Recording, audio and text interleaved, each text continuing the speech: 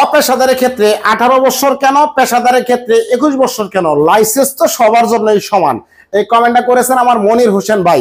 ভাই, এই অপেশাদার লাইসেন্স মানে কি? সে পেশাগত গাড়ি চালক না, সে হালকা পাতলা গাড়ি চালাবে, লং টাইম চালাবে না, অল্প সময় চালাবে, আজকে চালাবে না, কাল চালাবে, একদিন চালাবে, 7 দিন চালাবে না, এই ধরনের গাড়ি চালক হলো অপেশাদার গাড়ি চালক। তাই অল্প বয়স 18 বছর বয়সে সে অপেশাদার লাইসেন্স করতে পারে, কারণ আহামরি তার ভিতরে অতটা দায়িত্ব থাকে না।